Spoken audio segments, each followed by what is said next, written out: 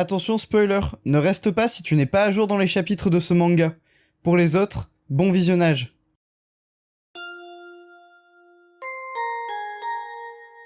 Bonjour à tous, c'est Saliste, et aujourd'hui on se retrouve pour la review du chapitre 371 de My Hero Academia. Ce chapitre s'intitule Mezzo et nous, et c'est un chapitre qui va parler des méta-humains comme la semaine dernière.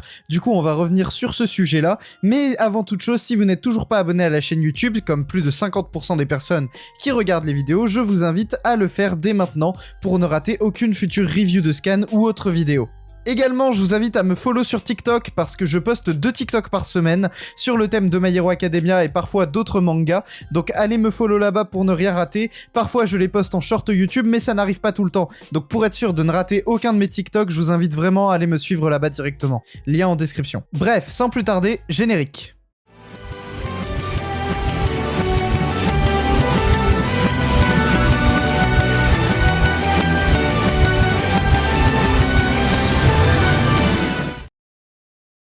Le chapitre s'ouvre donc sur la suite du chapitre 370, avec la suite de l'affrontement des méta-humains, c'est-à-dire Mezzo Shoji du côté des héros, Spinner du côté des méchants, ainsi que certains civils qui se sont retrouvés emportés dans la situation. Donc sur cette première page, on a Mezzo qui demande à Spinner c'est quoi leur plan, c'est quoi leur objectif. On a Koda d'ailleurs qui remarque que c'est la voix de Mezzo qu'il entend au loin discuter avec Spinner. Et sur la seconde page, Spinner n'a pas l'air d'avoir de plan en fait, il ne sait même pas quoi faire, il ne comprend pas vraiment ce qui se passe dans la situation, son cerveau a l'air complètement éteint et il dit qu'il ne sait pas, il n'en sait rien.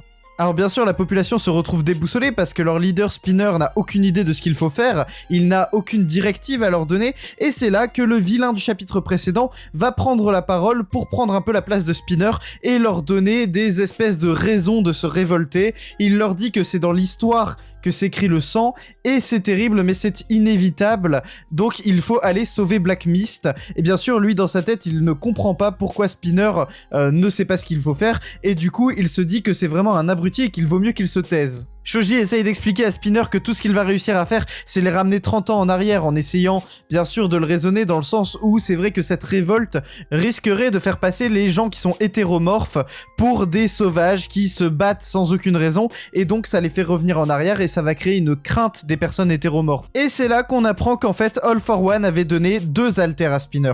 Un alter de gigantisme qui boostait sa force et qu'on avait vu jusque là, et également un second alter. Cet alter fait pousser une armure d'écaille sur tout le corps de Spinner, le rend extrêmement dangereux et rend tout son corps extrêmement tranchant. Et également ça booste sa puissance puisqu'on le voit arriver à se projeter à plusieurs centaines de mètres d'altitude. Il arrive à foncer directement sur Mezzo Shoji qui est en fait dans les airs. Et on comprend en fait ici le lien avec le kaiju. Le kaiju c'est Godzilla par exemple dans la mythologie japonaise. Ce sont ces monstres géants recouverts d'écailles qui attaquent des villes entières. On apprend également que Shigaraki est en fait un joueur de League of Legends, ce qui explique beaucoup de choses. On avait déjà vu de par son aspect qu'il ne prenait pas énormément de douches, mais maintenant c'est confirmé, il ne se lave pas parce que c'est un joueur de LoL. La page suivante nous montre donc cette espèce de Spinner Godzilla foncer directement sur Mezzo Shoji et lui couper plusieurs membres. Il arrive à lui couper au minimum 2 mains, je vois sur cette page. Après, ce n'est pas vraiment grave dans le cas de Mezzo puisqu'il peut faire repousser ses membres.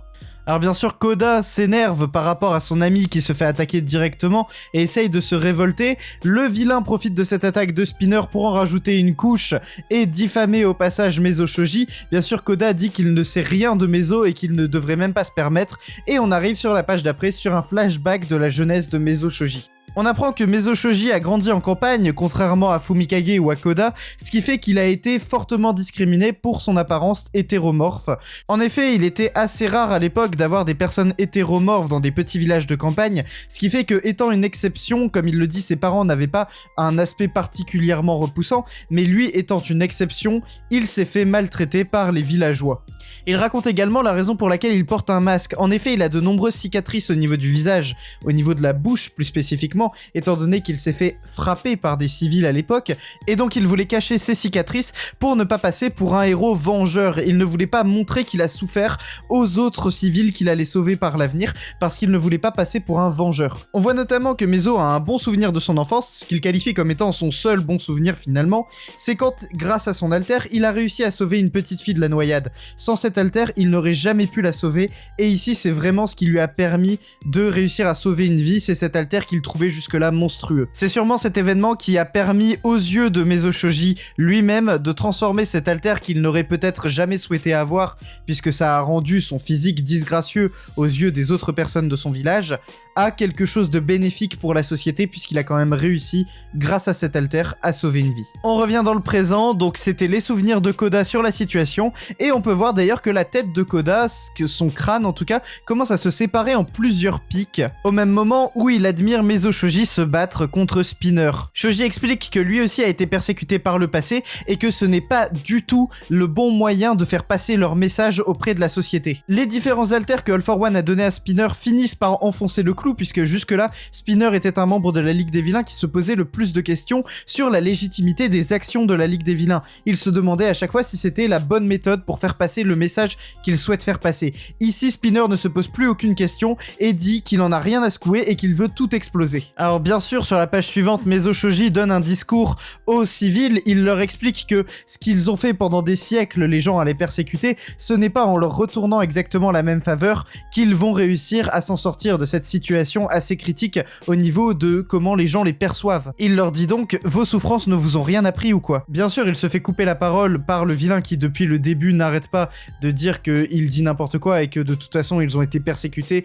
et que c'est normal qu'ils se vengent aujourd'hui, mais ça ne dure pas très longtemps puisque Koda envoie une armée, et quand je dis une armée c'est vraiment une armée d'oiseaux directement dans la tronche de ce vilain. Et on voit d'ailleurs l'éveil de Koda avec son crâne qui s'est transformé en plein de pics différents et il est apparemment capable de maîtriser une encore plus grande armée d'animaux en même temps. On arrive sur la dernière page et on voit Mezo Shoji utiliser des espèces de tentacules pour encercler son bras et créer une espèce de bras énorme avec lequel il va attaquer. Spinner dit c'est dégueu et il répond ouais, c'est tout moi ça, avant de lancer un coup de poing dévastateur sur Spinner, mais nous ne voyons pas l'impact, nous le verrons sûrement dans le prochain chapitre. Abonnez-vous, laissez un pouce bleu, activez la cloche, n'hésitez pas à me suivre sur les réseaux sociaux, Twitter, Instagram, TikTok, tous les liens sont dans la description. C'était Saliste et je vous dis à dimanche pour la prochaine review de Scan. Salut!